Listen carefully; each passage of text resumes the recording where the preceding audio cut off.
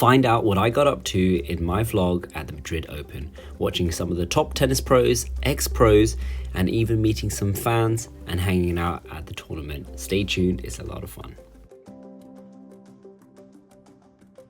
We've also got an amazing day planned. We're going to interview Tomas Etchverry, who is ranked 27 in the world. He's an Argentinian tennis player, only 24 years old, and he's going to talk about his story and what's it like being on tour. I'm going to share some of the interview a little bit later. One thing that I love being here in Madrid is the food, the little tapas dishes, the culture, the fans are absolutely incredible as well, and the weather is pretty good most of the time. The first day we got absolutely soaked by a rain shower, but that quickly went away, and then there was nice clear skies to watch Jannik Sinner. It was super cool watching Jannik Sinner up close. This is one of the first times I've seen him from this point of view, and as you can see, he started off very nice and relaxed when hitting through the ball, and then as he quickly warmed up, he started to gain a little bit more power.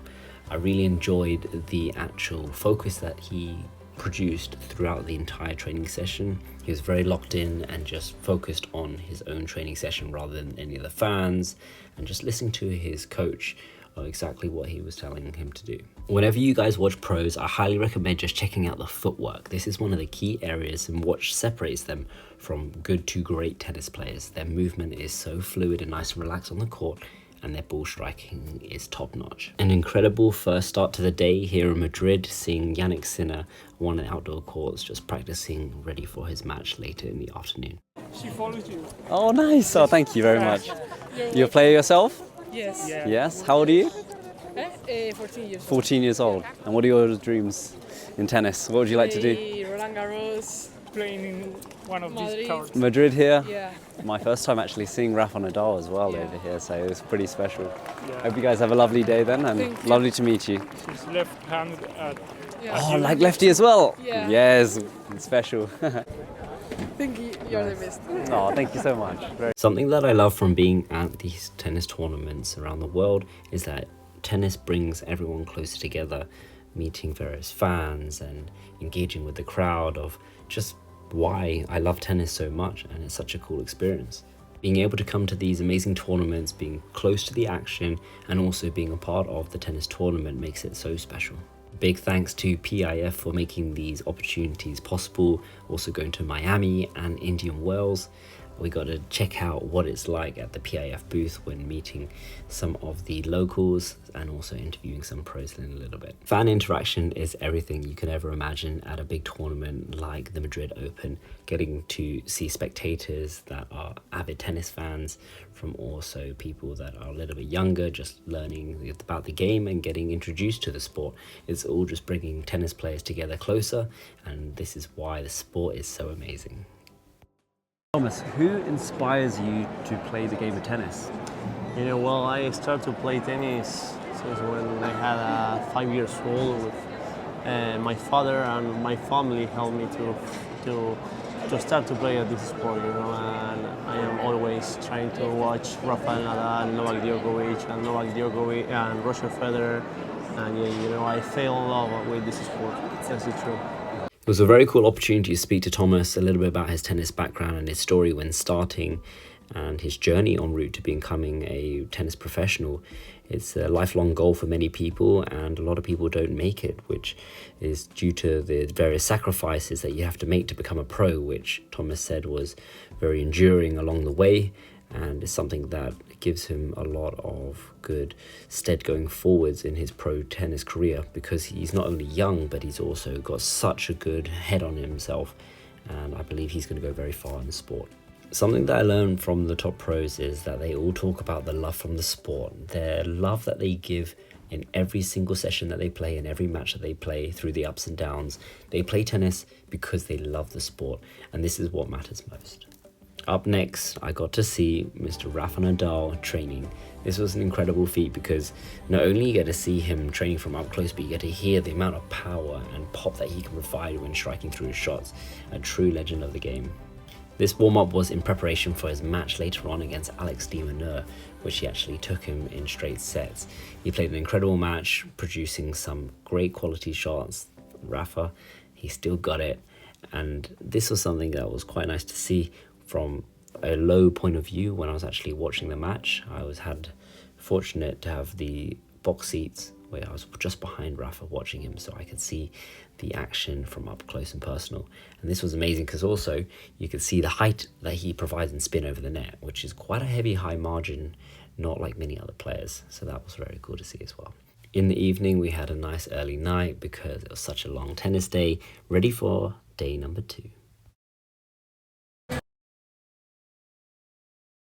As it's a Sunday, second day here in Madrid, I'm going to take you guys along for a vlog style day.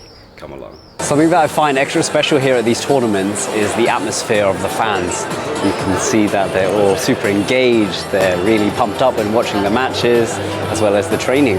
The training courts are actually really packed out as well. What I find is that you're very close to the action, whereas in the matches you're not as close. So I really enjoy the special aspect of what a training court is like, and I can't wait to show you a little bit more behind the scenes of what's it like on the training court. Hey guys, so I've met some friends here. From which country are you guys from? We're living in London now, but we're from the Philippines. From the Philippines, and who are you here to support? Nadal all the way! Hey! And we just saw him practicing as well, which was pretty special. Nice weather, good to see Nadal practicing. Yeah. And you're going to watch him now on centre court? Yeah, I'll be there. Good. And any other players you're looking forward to watching? Yeah, Iga as well. Iga Swiatek. Iga Swiatek? Probably, yeah. Amazing. I hope you guys have an amazing time here in Madrid. The weather's amazing. Yeah, probably. And enjoy, guys. Thanks, Dylan. Thank you. Day 2 was an action-packed day on the court this time, where we actually got to play with some local Spanish tennis players, and this was a great little aspect of the day. Being able to play on the courts at the Madrid Open was special. The clay felt really nice under my feet. The ball bounced really high. There's a bit of altitude here in Madrid, so therefore the ball bounces a little bit higher. It's a very cool experience because I've always watched Juan del Potro and David Ferrer when growing up as a junior. I admired both their games greatly. David Ferrer for his tenacity and fight and his willingness to just not give up on anything. And Juan del Potro for his incredible serve and forehand. I mean, he's such a big guy, and the power that he can produce in his game is incredible. They're both super friendly, and it was a great opportunity to just play a little bit of tennis with them, and also some of the local Spanish tennis players, giving them a chance to network with some of the pros and ask them some questions as well. I really enjoyed when David Ferrer was actually feeding the ball. He was pushing them, saying, come on, vamos, vamos, like really pushing the young juniors to work hard, improve their tennis, and also just have fun. And I also got a little turn myself to play on the court too. This was great fun. I did a lot of volleys, and I just gave the young juniors a little bit of insight into what it's like being a tennis player, playing through my many years of experience, and just sharing a little bit more. I think that one of the best things of what the sport has given to me is that it's provided me with many opportunities through the power of tennis. So I'm looking to develop that side of giving back a little bit more to my fellow peers, maybe other young juniors, and also help teach other people what I've learned in the game. You know the feeling when Juan del Potro is just watching you hit some volleys, you're feeling a bit nervous, thinking, oh, am I going to miss one or not?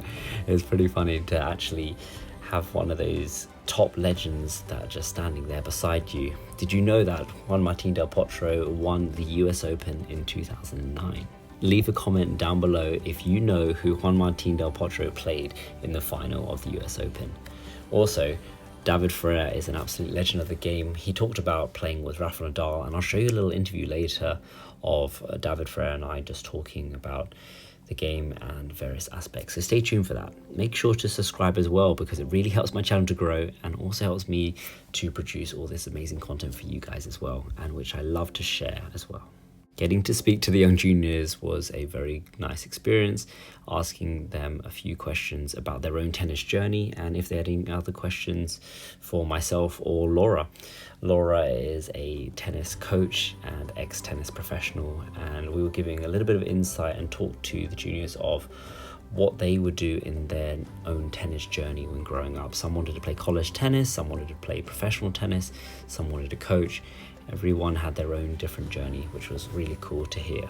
At the end of the training session, David Ferrer and Juan del Potro gave a little talk to the juniors about their own tennis journey and gave a little bit of motivational inspiration that the juniors all took away from when playing with the top tennis professionals and hanging out with them.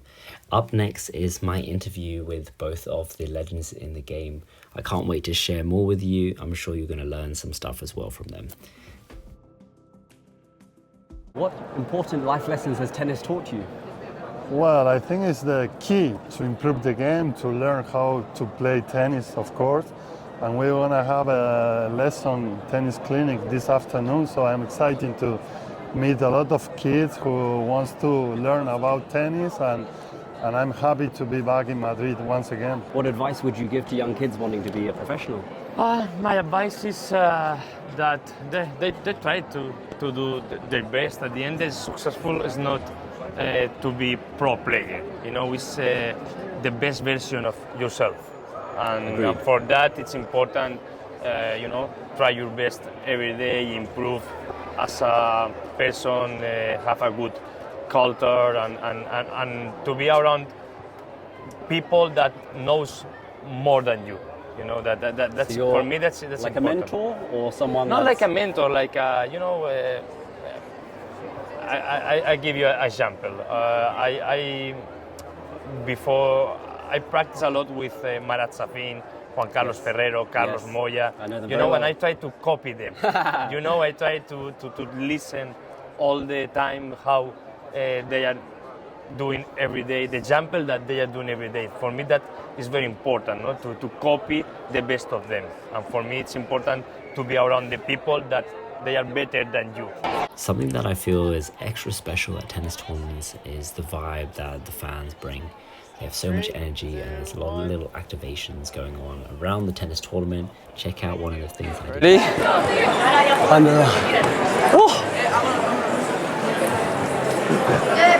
Oh, okay, I'll try overarm. How many? How many do you get?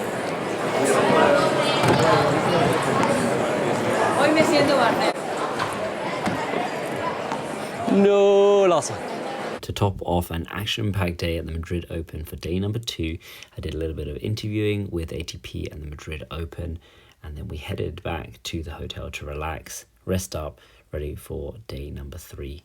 Here's a nice little team photo of us.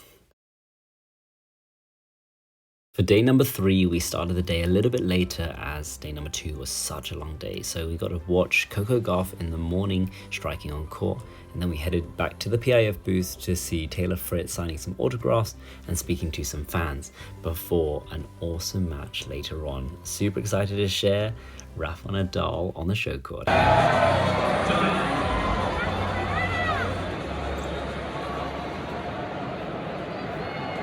Rafa Nadal is just about to walk out.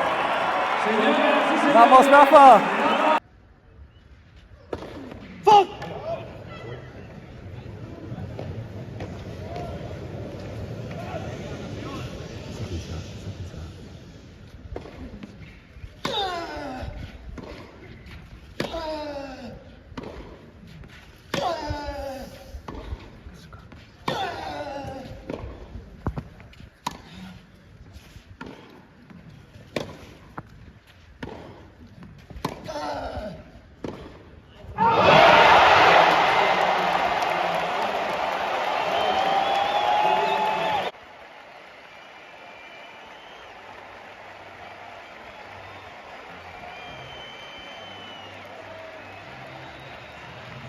Incredible scenes watching Rafa Nadal beating Pedro Cachin on the show court.